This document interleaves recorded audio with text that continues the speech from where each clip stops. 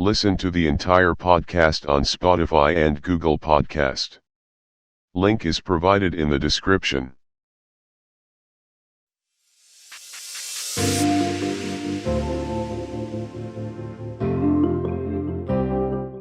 So what about the energy healing? Let's talk about it. Like how does it really work? Well, that's a good question. How does it really work? Uh, like I said, that everything has energy and it might be positive or negative. What determines positive and negative energy, especially for human beings, where we have a mind component, a body component, and a spirit component, right?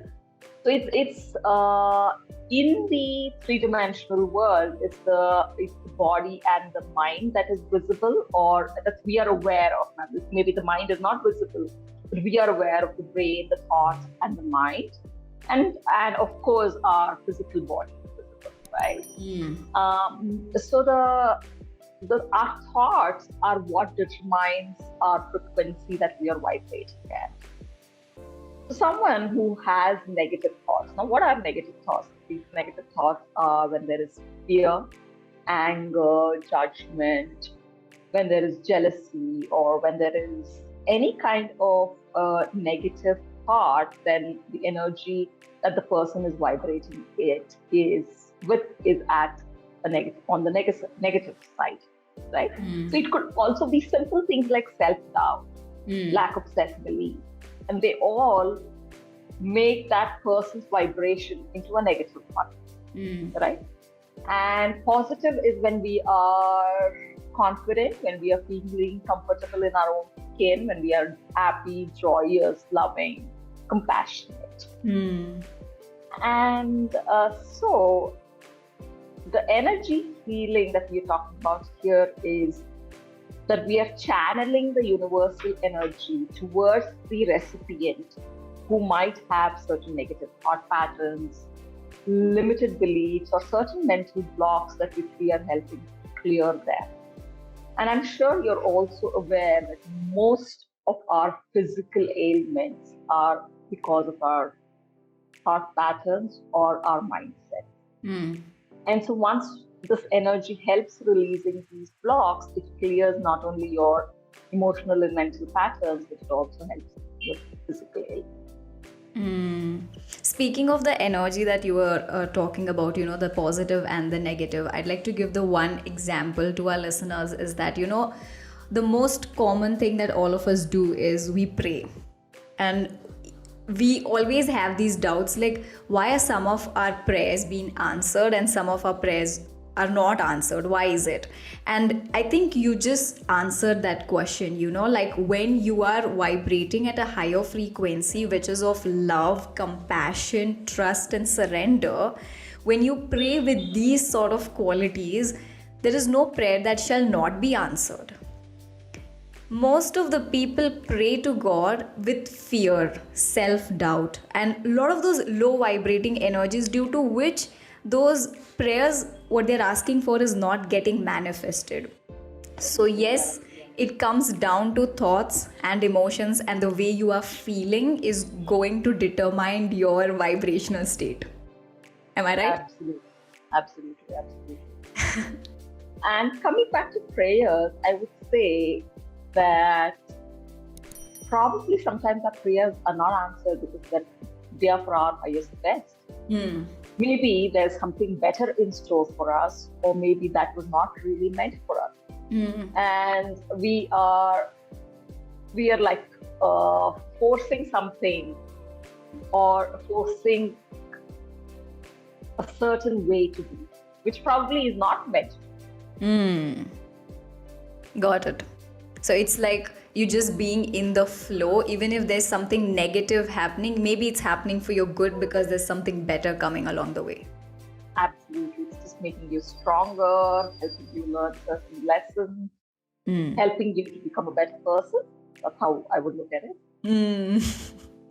Okay, so before we dive into, like you just mentioned, how energy healing that helps, it starts basically with all your negative feelings, those doubts, limiting beliefs, and all that, and it affects majorly your auras and your chakras, and only then it gets manifested into your physical body as some sort of Reality. symptom. Yeah. Absolutely. So can you talk about auras and the chakras? Okay, it's the aura. Aura is an external layer beyond our physical body, which, though invisible, can be felt or sensed by people. Like you can make out the difference just in probably you and me when we meet each other, and if someone is not in a good mood, or if somebody is not like kind of in their element, is what I would say, and then you could easily recognize that not just by their physical appearance, but by their energy and by the aura that they are radiating. And especially when someone's really joyous and happy, you can see that they are full of love and happiness and peace. And if someone's kind of in a low mood, or it could be that they are having certain doubts or they have fears, and then you can see how their aura changes. It's something very intangible, but it can still be felt and sensed. That's the aura. That's the external layer beyond your physical body. So how does this auras and chakras play a significant role in our well-being? Well, aura is also a culmination of all our thoughts and our belief systems, which is in these layers that are beyond our physical body.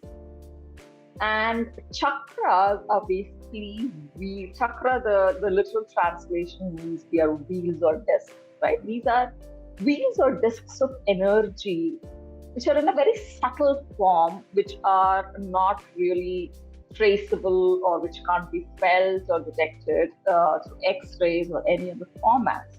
But they are definitely a bundle of nerves and energy systems that cross through these chakras, and they govern the endocrinal glands and the hormonal systems around the areas they are located with. And they also are responsible for the thoughts that are governing our mind.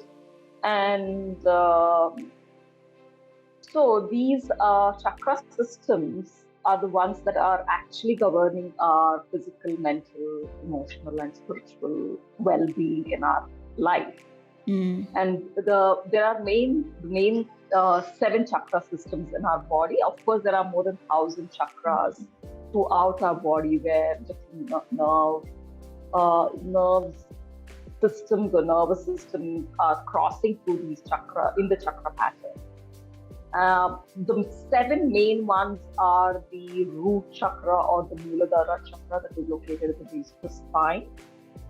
The sacral or the Swadhisthana chakra, that is located just 2 inches below our navel. And the Manipura or the solar plexus chakra, that is located 2 inches above the navel. And the Anahata, or the heart chakra, that is located at the base or at the center of the heart. And the throat, or the Vishuddha chakra, that is located at the center of the throat.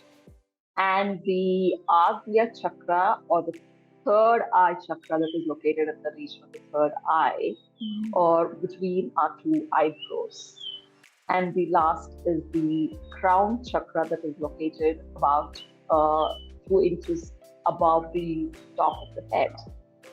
So these are invisible wheels or discs, and they govern, as I already mentioned, the functioning of the organs around that area, along with emotional and mental states of the human being. So when these chakras are known to be rotating in a clockwise direction at a particular speed when they are balanced and they are functioning well. So when these chakras are not functioning well, they become imbalanced and they might change direction. They might be overly active or underactive. And these overactive or underactive chakras create certain situations, create emotional and mental issues for the person who is going through these imbalanced chakras.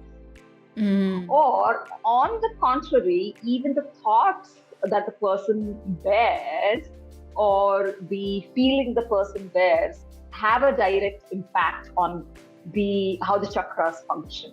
So they are very interrelated to one another.